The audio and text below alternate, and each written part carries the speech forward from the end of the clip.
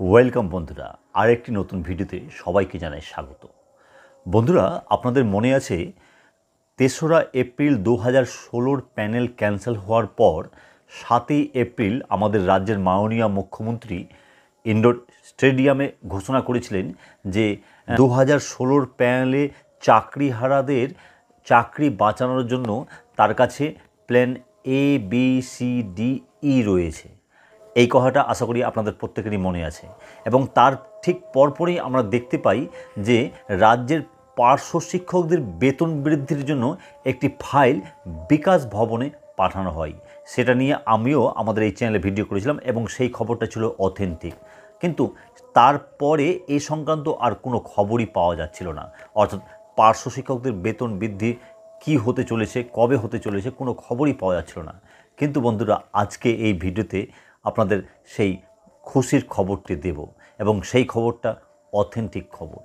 কি সেই খবর, যাবতীয় বিস্তারিত আজকের এই ভিডিওতে তুলে ধরব। তাই যদি সম্ভব হয় এই ইম্পর্টেন্ট ভিডিওটা বন্ধুদের মাঝে শেয়ার করে দেওয়ার অনুরোধ রইল। চলুন ভিডিও শুরু করি। বন্ধুরা, ভিডিওর শুরুতেই বলি যে গতকালকে আমরা যে ভিডিওটা দিয়েছিলাম, যেখানে আমি বলেছিলাম যে একটি টেন্ডার ডাকা হয়েছে প্রাথমিকের নতুন টেট পরীক্ষার জন্য। সেখানে আপনারা অনেকেই কমেন্ট করেছেন যে স্যার এই টেন্ডার ডিএলএড পরীক্ষার জন্য ডাকা হয়েছে। এই বিষয়ে একটু বলে দিই বন্ধুরা যে ডিএলএড পরীক্ষার জন্য আজ পর্যন্ত কোনো দিনই কিন্তু টেন্ডার ডাকা হয়নি।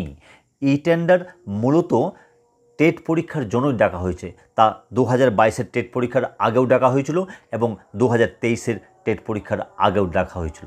2024-এ যেহেতু টেট পরীক্ষা হয়নি, তাই কোনো টেন্ডার ডাকা হয়নি। তাই এ থেকে স্বাভাবিকভাবে ধারণা করাই যায় যে টেন্ডার ডাকার মূলে হয়তো নতুন টেট পরীক্ষার একটি সম্ভাবনা রয়েছে, যা আমি গতকালকের ভিডিওতে বলেছি। যদি ভিডিওটা এখনও না দেখে থাকেন, অবশ্যই আমাদের চ্যানেলে রয়েছে, আমি এন্ড স্ক্রিন দিয়ে দেবো, আপনারা দেখে নেবেন। তাহলে আর দেরি না করে সরাসরি চলে আসি আজকের মূল প্রসঙ্গে। বন্ধুরা, ৭ই এপ্রিল আমাদের রাজ্যের মাননীয় মুখ্যমন্ত্রীর ঘোষণার পর সেই পার্শ্ব শিক্ষকদের বেতন বৃদ্ধির যে ফাইলটি বিকাশ ভবনে গিয়েছিল, যা নিয়ে আমরা ভিডিও করেছিলাম, সেখানে পার্শ্ব শিক্ষকদের বর্তমান যে বেতন রয়েছে তার 3 গুণ করার কথা বলা হয়েছিল। হ্যাঁ বন্ধুরা, পার্শ্ব শিক্ষকদের বর্তমানে যে সাম্মানিক দেওয়া হয় 13,000 প্লাস, সেটা 3 গুণ করে 39,000 প্লাস করার একটি জল্পনা তৈরি হয়েছিল। এবং সর্বশেষ পাওয়া খবরে সেরকমই একটি সম্ভাবনা কিন্তু রয়েছে। এখন প্রশ্ন হলো যে বিকাশ ভবনে সেই ফাইলটি যাওয়ার পরও এত বিলম্ব হলো কেন?